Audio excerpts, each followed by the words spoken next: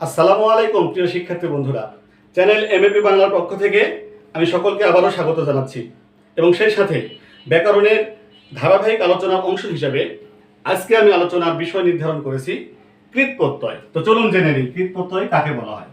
কৃৎ প্রত্যয় হচ্ছে ধাতু প্রকৃতির পরে যে সকল শব্দাংশ যুক্ত হয়ে নতুন শব্দ গঠন করে ওই সকল শব্দাংশগুলোকে বলা হয় কৃৎ প্রত্যয়। তো বন্ধুরা, এই কৃৎ প্রত্যয় আবার দুই প্রকার। এক নাম্বার বাংলা কৃৎ, দুই নম্বর হচ্ছে সংস্কৃত কৃৎ। যে সংস্কৃত কৃৎ নিয়ে আমাদের অত্যন্ত টেনশন হয়, তাই না? আজকে সহজ হয়ে যাবে ইনশাল্লাহ। তো বাংলা কৃতের সংজ্ঞাটা আগে জেনে নিই। বাংলা ভাষার কৃদন্ত বা ক্রিয়াপদের মূল অংশ বা প্রকৃতির সাথে যখন কোনো শব্দাংশ যুক্ত হয়ে নতুন শব্দ গঠিত হয় সেগুলোকে আমরা বলবো বাংলা কৃৎ। এখানে উদাহরণ আমি দিয়ে রেখেছি, দেখেন। করা কৃদন্ত পদ, দেখানো কৃদন্ত পদ, শুনিয়ে, চলন্ত এবং পড়া। এগুলো যেহেতু সবগুলো কৃদন্ত শব্দ, তাহলে প্রকৃতি হবে ধাতু। আর ধাতুর সাথে কি হবে? ধাতু নির্দেশক চিহ্ন দেওয়া আছে, দেখেন। করা ভাঙলে কর যোগ আ, দেখানো ভাঙলে দেখ যোগ আনো, শুনিয়েকে ভাঙলে শুন যোগ ইয়ে, চলন্তকে ভাঙলে হবে চল যোগ অন্ত এবং পড়াকে ভাঙলে হবে পর যোগ আ। এই পাশে আমরা এখন সংস্কৃত কৃৎ প্রত্যয় কাকে বলে জানবো। তো বন্ধুরা, সংস্কৃত ভাষার কৃদন্ত বা ক্রিয়াপদের মূল অংশ তথা প্রকৃতির সঙ্গে যখন সংস্কৃত শব্দাংশ যুক্ত হবে, প্রত্যয় যুক্ত হবে, ওইগুলোকে আমরা বলবো সংস্কৃত প্রত্যয়।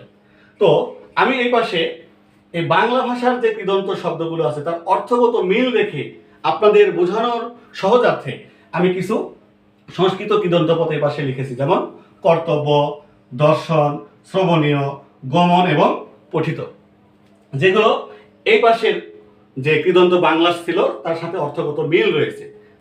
তো বন্ধুরা, আমি এই যে কর্তব্য, এই কৃদন্ত সংস্কৃত শব্দকে ভেঙেছি কৃজ তব্য সমান কর্তব্য।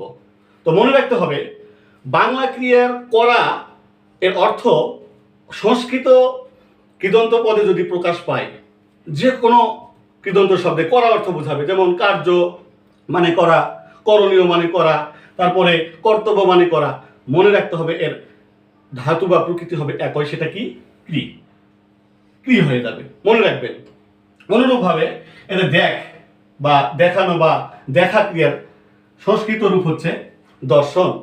তো দেখা অর্থ প্রকাশ পাবে সংস্কৃত ক্রিয়া বা কৃদন্ত পদে এরকম যতগুলো শব্দ থাকবে, যেমন দর্শন, দৃশ্য, তারপরে দর্শনীয়, যত শব্দ আসবে এর একটাই প্রকৃতি হবে, সেটা হচ্ছে কি? দৃশ্য। আমরা মনে রাখবো, আশা করি আপনারা বুঝতে পারছেন। অনুরূপভাবে শোনা বাংলা ক্রিয়ার সাথে সংস্কৃত কৃদন্ত বা ক্রিয়াপদের অর্থ যদি শোনা প্রকাশ পাচ্ছে, শোনা হয়, শুনিয়ে, তারপর শ্রবণীয়, তারপরে শ্রুতি, এরকম যখনই আসবে কোনো শব্দ, যতগুলো শব্দই শোনা অর্থ প্রকাশ পাবে সংস্কৃতে, আমরা এর প্রকৃতি দিব শ্রু। তারপরে যাওয়া বা চলা বোঝাবে এরকম যতগুলো শব্দ আসবে সংস্কৃতে, যেমন গমন, তারপরে গতি মানে চলার গতি, গন্তব্য অর্থাৎ যেখানে চলা শেষ হয়েছে, এরকম যখন বোঝাবে তখন এই শব্দগুলো সংস্কৃত প্রকৃতি হবে গম। এবং পরিশেষে পড়া বাংলা ক্রিয়ার সাথে সম্পর্ক রেখে সংস্কৃত কৃদন্ত পদ যতগুলো পড়া অর্থ প্রকাশ পাবে, পঠিত, তারপরে পঠিতব্য, এরকম যত শব্দ আসবে সবগুলোর প্রকৃতি হবে হচ্ছে পট। তো বন্ধুরা, তাহলে ক্রি যুক্ত তব্য কর্তব্য, দৃশ যুক্ত অনট সমান দর্শন, শ্রু যুক্ত অনিয় শ্রবণীয়, গম যুক্ত অনট গমন এবং পঠ যুক্ত ইত পঠিত। আমরা মোটামুটিভাবে ধাতু কিভাবে নির্ণয় করতে হয় অর্থগত মিল রেখে বাংলার সাথে, তাহলে আমরা সহজভাবে এই সংস্কৃত ক্রিয়া বা কৃদন্ত পদে ধাতু আমরা নির্ণয় করতে পারবো বা পারলাম।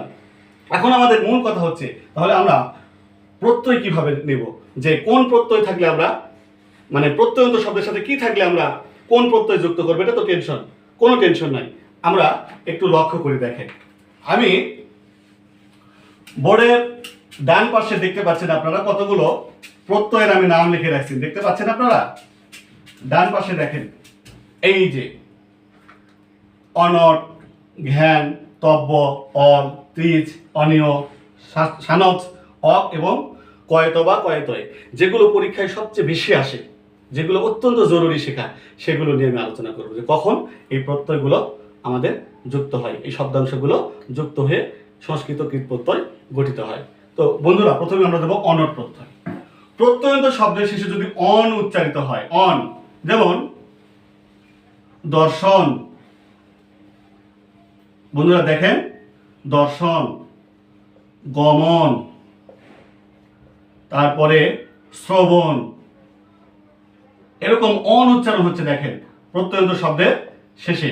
তাহলে অবশ্যই এই অন উচ্চারিত হচ্ছে, এই অনের পরিবর্তে আমরা প্রথমেই প্রত্যয়টা আগে লিখব অনট।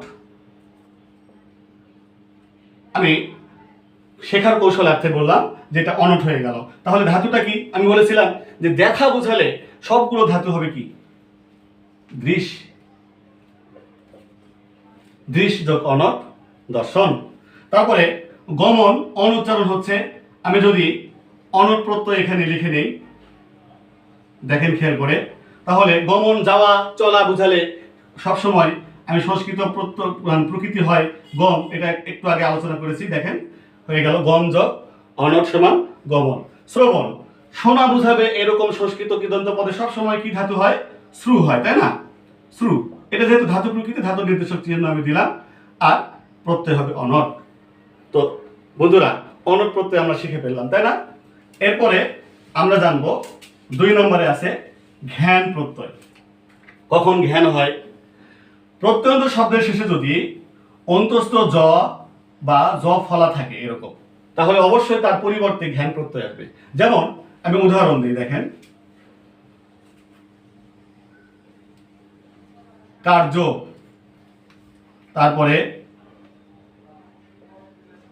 ধার্য, তারপরে ভোজ্য, এরকম যখন থাকবে, দেখেন এখানে জ আছে, এখানে জ অন্তস্থ জ আছে, এখানে জ ফলা আছে, তাহলে এর পরিবর্তে প্রত্যয় হবে ঘ্যান। তাহলে কার্য মানে কাজ করা বোঝাচ্ছে, তাহলে এর ধাতু প্রকৃতি হবে ক্রি যুক্ত কি? ঘ্যান, কার্য হয়ে গেল। তারপর ধার্য মানে ধরা, যতগুলো ধরা অর্থ বোঝাবে বাংলা ক্রিয়ার, তখন আমরা সেই ধাতু বা প্রকৃতি দিব হচ্ছে ধৃ, ধৃ যুক্ত দেখেন ঘ্যান, ধার্য।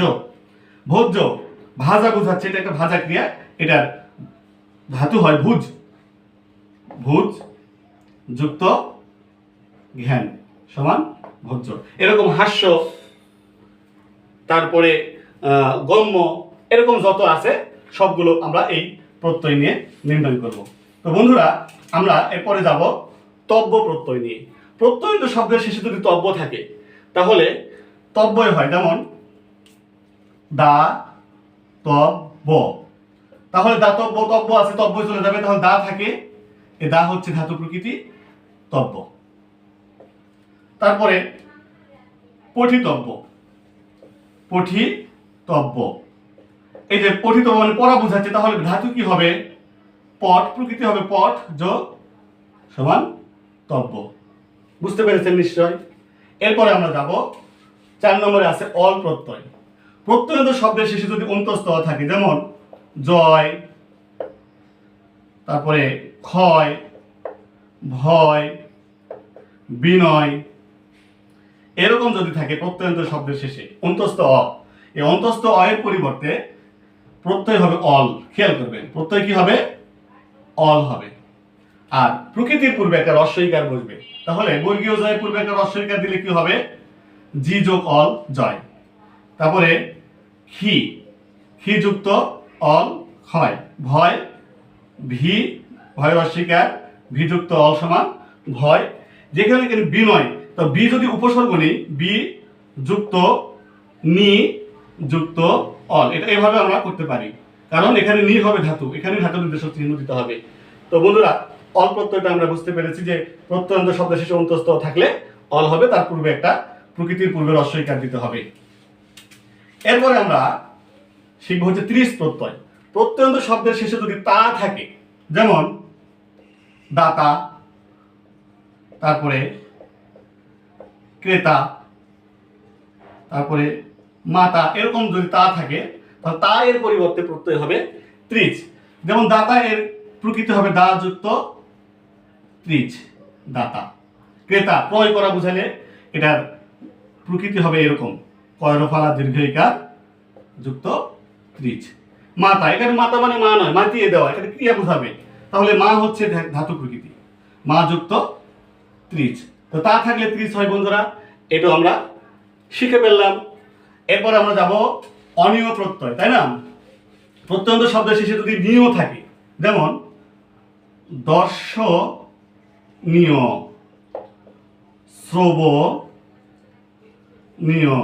এই যে দুটো নয় দীর্ঘিকার অন্তস্থ, তার মানে কি ইও আছে এখানে। প্রত্যন্ত শব্দের শেষে যদি ইও থাকে তাহলে প্রত্যয় হবে অনিয়। তাহলে যেহেতু দর্শনে দেখা বোঝাচ্ছে, তাহলে দৃশ হবে বন্ধুরা, মনে আছে তো?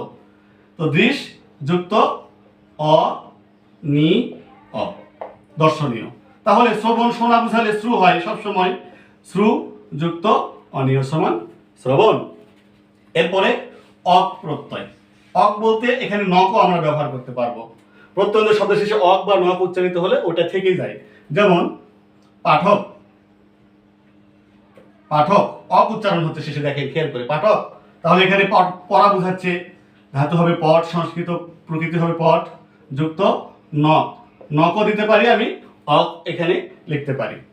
তো বন্ধুরা, এরকম করে সবচেয়ে গুরুত্বপূর্ণ যে একটা নিচে আমরা দেখতে পাচ্ছি কয়ত এবং কয়ত এর অস্বীকার, এখানে আমরা একটু খেয়াল করব। প্রত্যন্ত শব্দের শেষে দুই অক্ষর বিশিষ্ট, দুই ধ্বনি বিশিষ্ট প্রত্যন্ত শব্দের শেষে যদি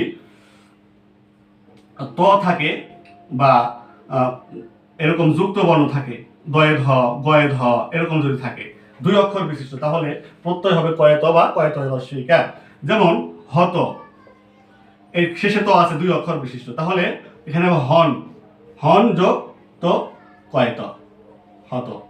আর এরকম করে উক্ত, কয়ত, তাহলে উক্ত মানে কি বলা, বচন থেকে, বাচন থেকে বচ ধাতু হবে, একটু অর্থটা বুঝতে হবে, বচ যুক্ত কয়ত সমান উক্ত। তারপরে দগ্ধ, দেখেন দুই অক্ষর বিশিষ্ট শব্দ এবং শেষে যুক্ত বর্ণ, দ গয় ধ, তাই না? দগ্ধ, দগ্ধ মানে কি পুড়িয়ে দেওয়া, দাহ বা দহন, তাহলে ধাতু প্রকৃতি হবে দহ যোগ কয়ত সমান দগ্ধ। এরকম আমরা খেয়াল করবো যে দুই অক্ষর বিশিষ্ট শব্দের শেষে যদি যুক্ত বর্ণ থাকে তাহলে প্রত্যয় হবে মানে কয়ত। আর যদি মূল শব্দের সাথে এরকম রস্বইকার থাকে উক্তি, তাহলে বস যোগ কয়ত এর রস্বইকার এখানে দিলেই হবে। তো বন্ধুরা, এইভাবে আমরা সংস্কৃত যে প্রত্যয় রয়েছে, যেটা কঠিন ছিল, আমি আশা করি আপনাদের কাছে আজকের এই আলোচনা অত্যন্ত সহজ হয়েছে এবং ফলপ্রসূ হবে বলে আমি মনে করি। তো আগামী দিনে আমি সংস্কৃত তদ্ধিত প্রত্যয় নিয়ে আলোচনা করব এবং আপনাদের পরিশেষে আপনাদের সুস্বাস্থ্য এবং দীর্ঘ কামনা করে আমি আমার চ্যানেলকে সাবস্ক্রাইব করার আহ্বান জানিয়ে আমি আজকের আলোচনা শেষ করছি। আল্লাহ হাফেজ।